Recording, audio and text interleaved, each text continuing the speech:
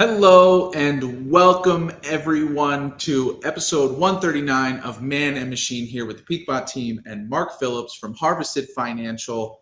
Happy Monday morning to everybody. We need some music in here.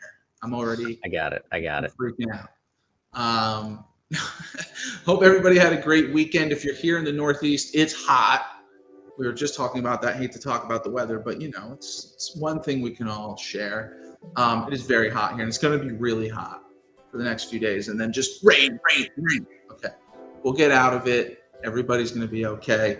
Very excited to get into it today. We got a lot to talk about. Stock in real life. We're going to be talking about our favorite strategy, still our favorite strategy, King Condor, and how it's been absolutely crushing it. We can take a look at some of the results, and Ben and Mark are going to be talking a little bit more about what went into building the strategy, specifically about VIX today and some of the details there. So let's get into it. However, I am going to just throw us off here a little bit. Mark, best thing you ate this weekend, please. I did a skirt steak last night. Very just classic salt and butter, but it was delicious. Nice. What were your sides? Potatoes and green beans. Awesome. Yeah, real meat and potatoes kind of guy. No. Ben, you quickly? I didn't eat anything of note over the weekend. Oh, man. All right. Just a bunch of barbecue, like hot dogs, hamburgers. Oh, that's all the junk food. Pretty good. That's arguably my favorite meal. Burgers are my favorite meal all time. Yeah, no doubt. Good Bubba Burger. By the way, I just want to say, I moved off of the Kraft single American cheese on burgers for a little while because I thought I was thought I was somebody who I wasn't. What a silly move. There's no better cheese for a cheeseburger than your American cheese single. Anyway, I'm getting distracted. Let's get into it. We were just talking backstage. Ben, I don't know what you think. I'm a results guy. I was just going to share my returns over the last few weeks. I've been making about 1.5% over the last few weeks here. Some red weeks as well. Maybe we'll get into it a little bit later when we got more people joining because I know they're going to want to see that. So how about I shut up and we get into anything. Get started. Okay. Why don't we get into stocks in real life? Let's do it. We've got Hershey's on the docket today. That's ticker HSY. Now, a lot of people, of course, will think about Hershey, the candy company, when you think about Hershey's. However, if you grew up in the Northeast, specifically around this area, I don't know about you, Dillon, but I tend to think of Hershey Park, the amusement park. And I don't know if everybody knows that exists. There's a theme park. There's a amusement park based around Hershey's. Yeah. That's in Pennsylvania. It is. It is the largest amusement park in Pennsylvania. It is in Hershey, Pennsylvania. Not only do they have their own amusement park, which might I say, pretty good amusement park as far as comparing to other ones in this area. I'm a big Knoebels guy for anybody who's familiar. But yeah, Chocolate Town over in Hershey's is a big deal. Did we go there, Ben, collectively for a school trip in high school or something? I feel like we did. You guys did. This was before I joined you. Gotcha, right. Yeah. I won't expose you here, Ben, unless you want to do that yourself. But yeah, no, Hershey's huge company. I'm pulling up the IPO date. Do we have any guesses on Hershey IPO? Man, I feel like Hershey's has been around forever. Yeah, I want to say this is the 30s. Okay. I'm going to go with I'm going to say they were privately held for a while, and then I'm going to say they probably IPO'd in the 70s. I'm going 70s. Okay, Mark, any final guesses on that? No, I actually cheated and I looked, so I can't really. And you're disappointed. Yeah, so if you're getting what I'm getting, Mark, I'm seeing 1985. That's what I see too, yeah. Yes, the stock opened at a split adjusted price of $1.40 on July 1st, 1985. So I haven't looked at the chart, but it's telling me here it's trading upwards of $171. We're taking a closer look at that. But we talked a little bit about our experience with the town. There's also a hockey team. There's a minor league hockey team in Hershey, PA. I think they're the Bears, Hershey Bears, famously known for the teddy bear toss around minor league hockey. If we have any fans watching, Ben, is that a ridiculous one-day bar there at the end? Oh, okay. No, I was looking at the 5-minute chart. Mark, fan of Hershey's or Hershey? See, now I feel like I'm saying it wrong. No, not particularly. I think their chocolate's pretty weak. Okay. I much prefer like a darker chocolate. Fair. I'm the same way. I would prefer a dark chocolate over a milk chocolate, but I don't think there's another type of chocolate you can put on a s'mores. No, that's fair. Would you agree? Right, like you have to go with the bricks, three to four bricks on a s'more. If you do anything else, I'm looking at you a little weird. All right, so and the kiss is iconic, of course. Of course, yeah, yes. Hear this out for s'mores. So my nephews, this isn't their invention, but this is something that they bring to the family bonfires now. Okay. Kit Kats. They'll put Kit Kats on a graham cracker with a marshmallow. To me, it's a game changer. You might have just ruined me. Yeah. Is that a Hershey-owned product? I don't know. I'm gonna look it up. I feel like it's not. It's Nestle. Nestle owns Kit Kats. Oh, and it's produced under license by the Hershey Company. Yeah, it is. Okay, it is Hershey. All right. Wow. All right. Hey, Mark, Kit Kat guy? I do like a Kit Kat. Yeah. Can I break you off a piece, please? Oh, yeah. Let's talk about this then. I think Hershey, from a marketing standpoint, has at least two of the most iconic commercials of all time. If we're going to say that Hershey was responsible, maybe it was Nestle's marketing team. Breaking off a piece of that Kit Kat bar is one of the best lines and the most sticky lines of all time. Yeah. And do you guys know the Hershey Kiss jingle commercial that plays around the holidays every single year for the last 20 years? No. Oh, come on. Yes, you do. Tell me about it. I'm going to pull it up. Hopefully we don't get copyright infringements or whatever for playing this, because I'm gonna. Mark, do you know what I'm talking about? The Hershey Kiss jingle? I don't think I do. I'm really upset.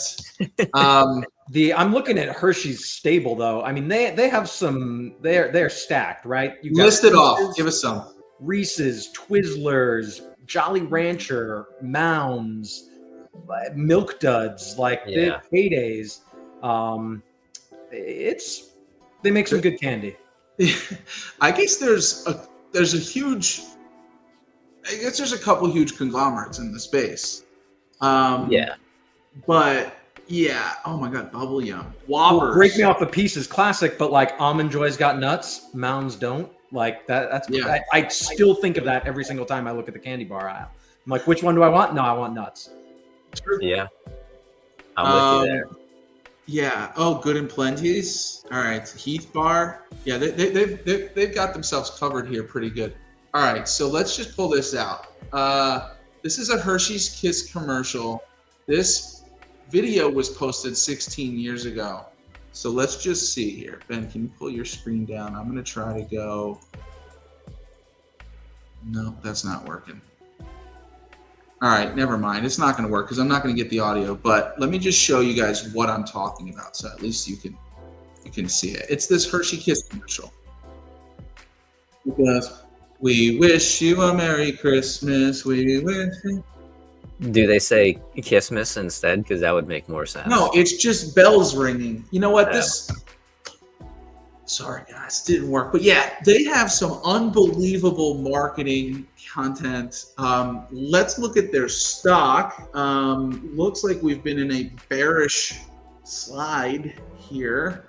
Ben, what are we looking at? Pretty big skid, topping out at about 275-ish back in 2023.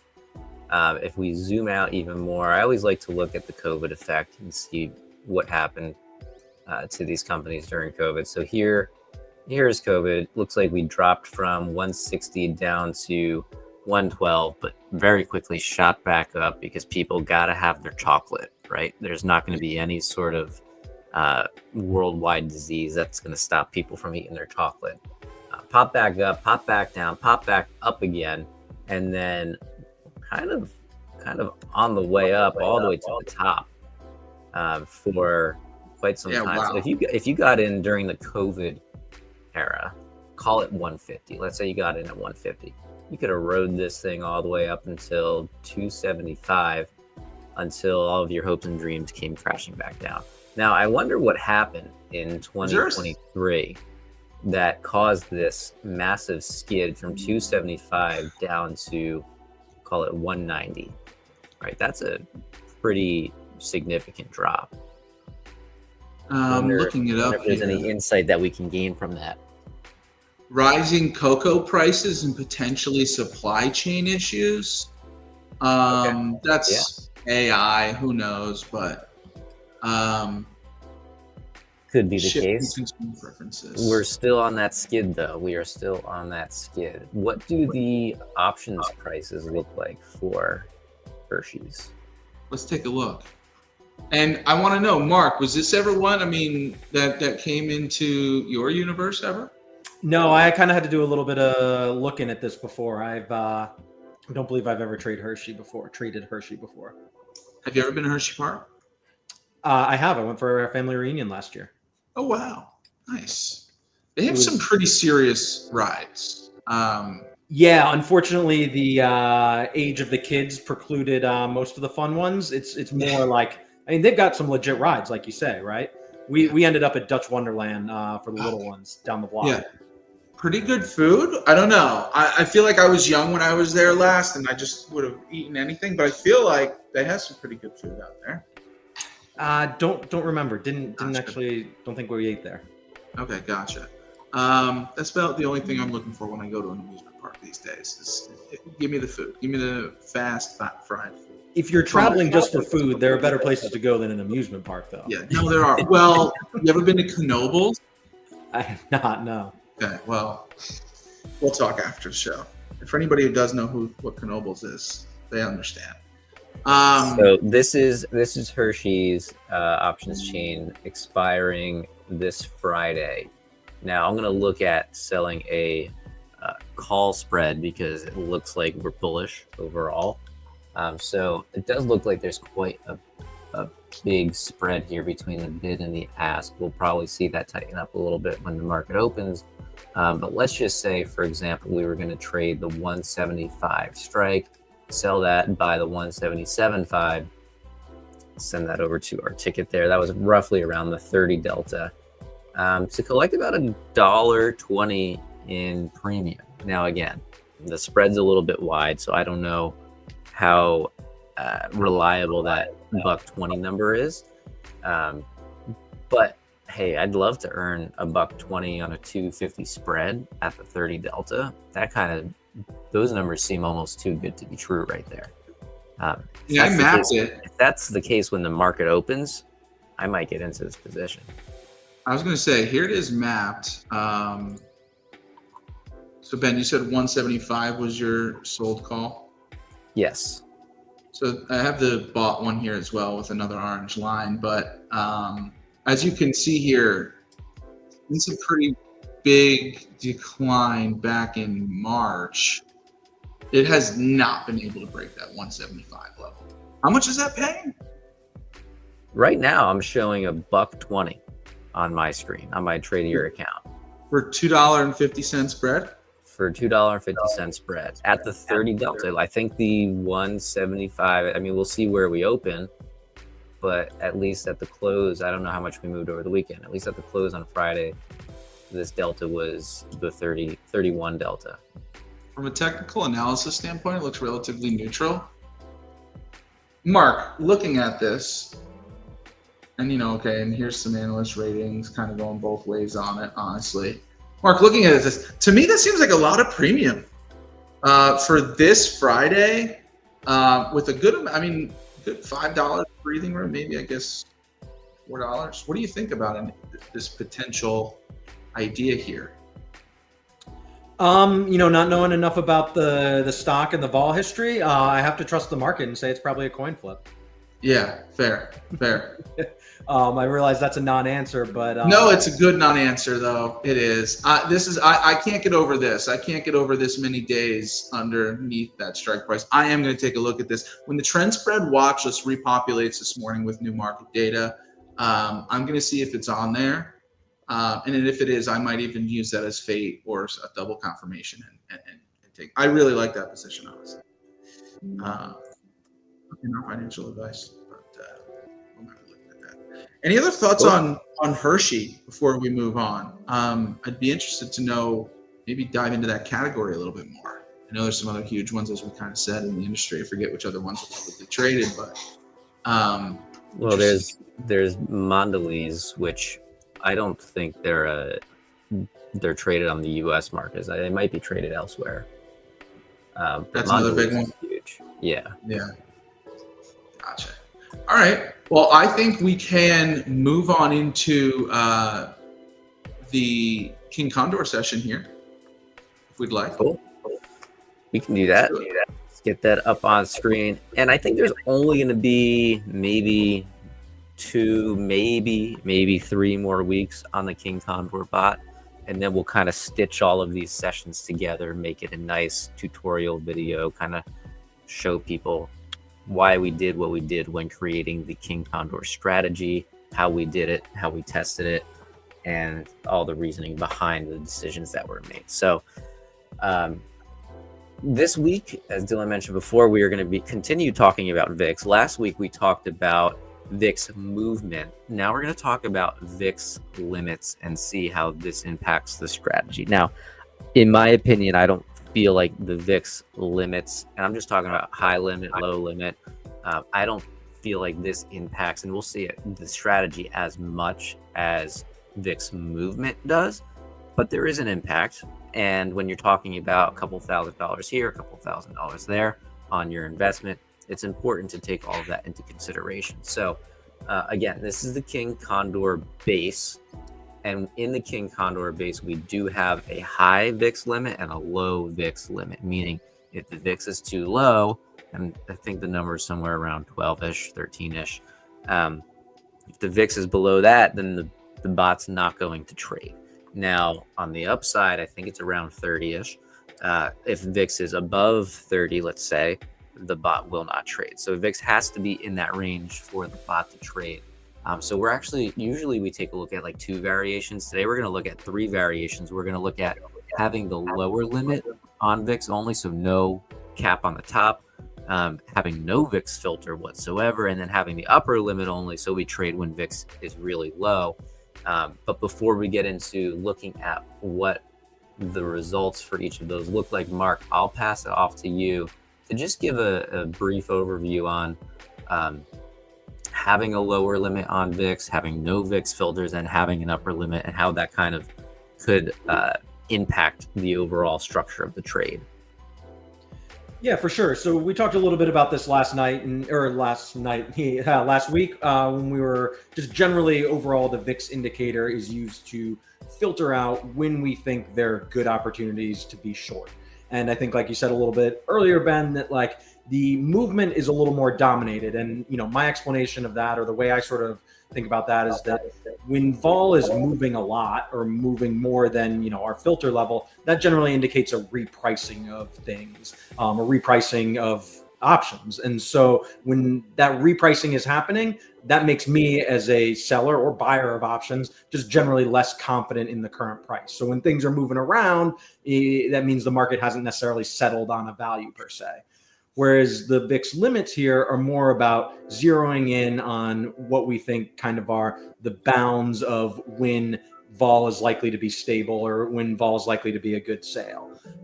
So broadly thinking about, whether we want to bound the VIX on a lower level, that we don't want to sell vol when VIX is below X, because of premium collection. But I also think, in some ways the short dated options are priced more about gamma. What I like about the lower limit is that it's there's more room for vol to move off the base. And so, while I generally like lower vol environments for selling, because I think when vol's low, it's not low enough.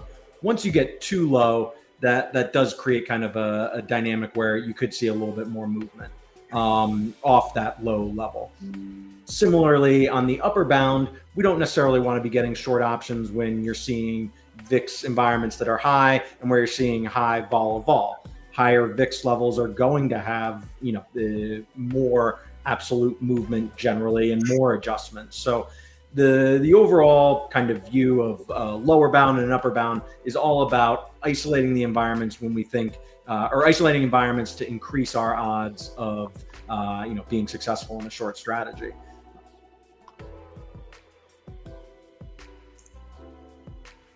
Awesome. Excellent. Sorry if I've been getting some feedback on the mic. I'm trying to fix that here now. Apologies. All good.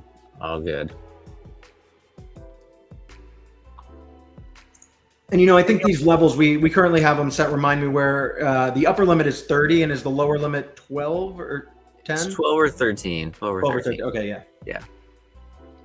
Yeah, we haven't necessarily seen VIX below 12 or 13 in quite a bit. I think that's a whole different conversation, but I think VIX is the floor is getting structurally higher in VIX. But especially with like short dated option strategies, that it's really about like that gamma movement of the 8 or 24 hours that you have remaining on the clock. Yep, definitely. Yeah, and we'll see in just a minute that upper limit, lower limit, it does negatively impact the strategy overall. The overall impact isn't that great, but again, yes, still some things that we want to consider. Are we ready to move on into looking at the different charts? Yeah, let's do it. Let's do it. All right. So the first chart we're going to look at is having the lower limit only, meaning we're only going to, or we will trade even when VIX is super high. So again, here's our baseline, and important to remember these numbers because these are the numbers for comparison because the equity curve looks very similar. So again, we got 25.6 in profit, 53.3 compound annual growth rate, and then 6.7 max drawdown. Now, if we move over to having this upper limit, detached, if we don't have an upper limit on VIX, the P&L drops by $2,000, which again, not too much, but in terms of a percentage, that's about a 7 to 8% drop from where the baseline is. Compound annual growth rate just drops a couple points. The max drawdown bumps up from 6.7 to 9, so that's about a 2.3% increase. Again, not an overly dramatic change to the overall results. And if you look at the equity curve here, it looks very similar. There's only going to be a couple of trades that were cut out because we had a high VIX filter. Now, if we move on to no VIX filter, so we trade when VIX is too high, or we will trade when VIX is high and low.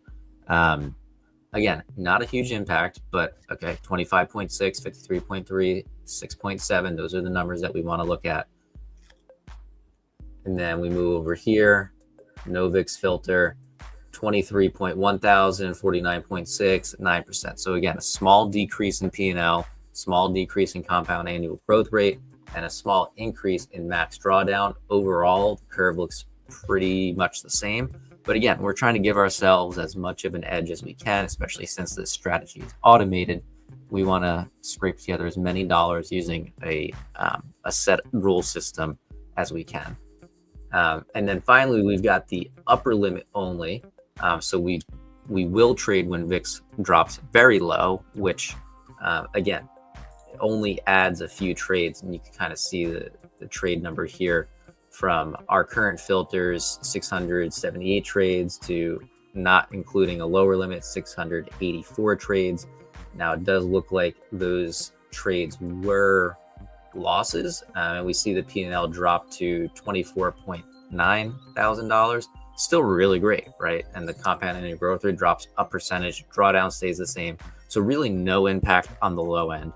You could argue why not just trade during that time? I mean, the having the filters on earned $700 more over the 3-year test period.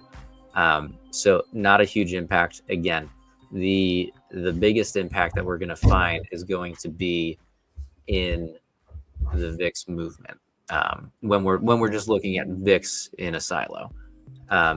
And like, I think that really underscores like something about the efficiency of markets, right? And what I was saying before about repricing, that like markets are decent at pricing when vol's high, they're decent when pricing when it's in the middle, and they're decent when it's low. So like the marginal impact of filtering out these levels is relatively low, like especially in the big construct. But that real impact is coming from movement and repricing. And when markets are in kind of a shifting of regimes of, the volatility pricing, that's when it's most difficult and prices are at least certain. So, I always like when a backtest finding sort of underscores what you expect out of markets.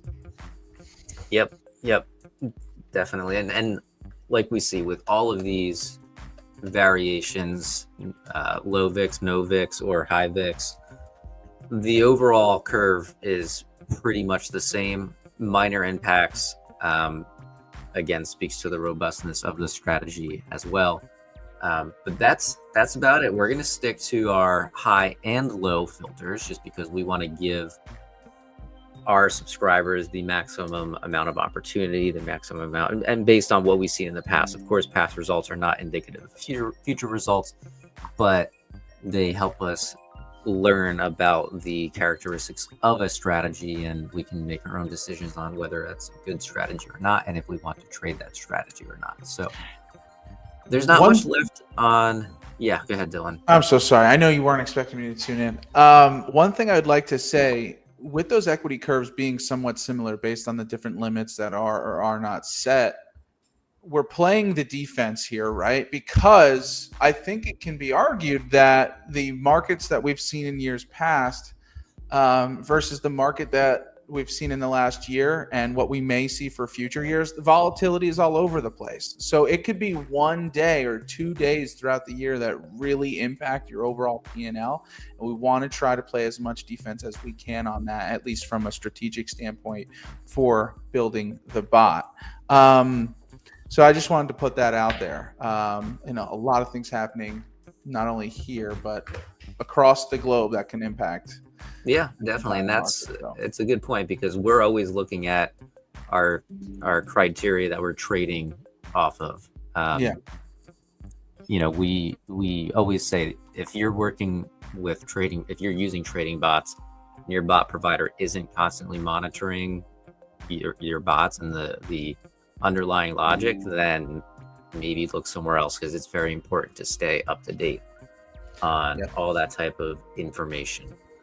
What I'd like to do, if I can, one more time, I took the time while you guys were doing a deep dive there to pull my results. I have two different I have two different accounts that I am trading King Condor on, okay? And I pulled some results since the beginning of April.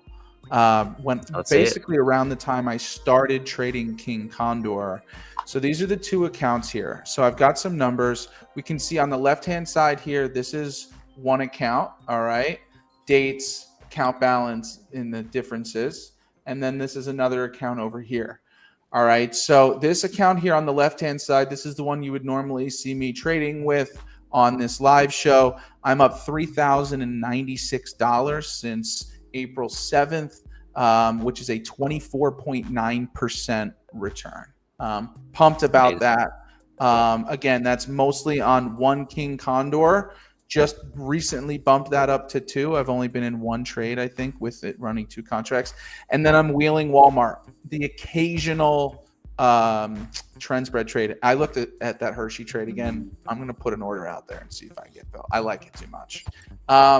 So anyway, again, up almost $3,100 here, 24.9%. And then on the left-hand side here, this is my other account, up 29.8% with a total gain of $3,521. Again, almost all on the back of the King Condor strategy. So I just wanted to put that out there. I know people are results focused. Those are, of course, my tracking sheets. We've got nothing to hide. We share all the accounts and results and everything on the show. So I wanted to put that out there. We're sitting here talking about the bot and how it's been built. I'm talking about the gravy it's bringing home. So love it. Just want to put that out there. Cool. All right. I think we've covered a bunch. Yeah. I'd say ready to wrap. I think we're ready to wrap, barring any full week of trading.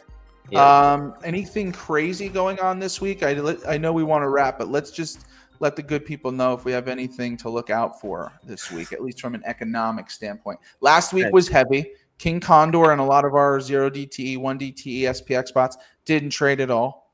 And it was a short week, of course, with Juneteenth. So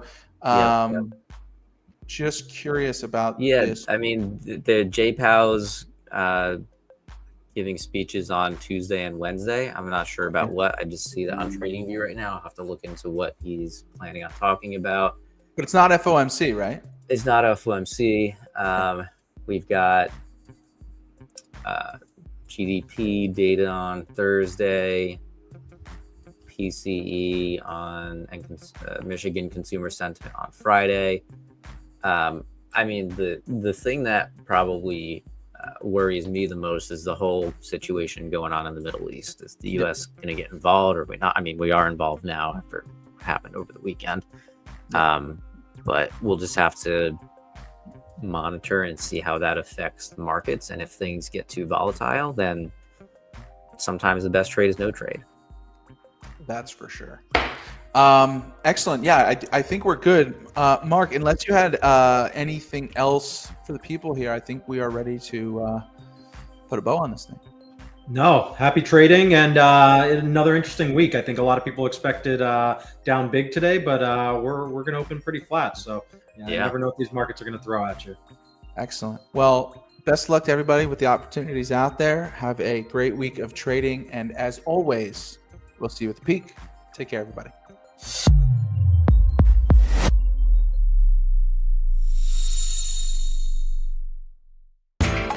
You know how the financial world goes. Here comes the buzzkill.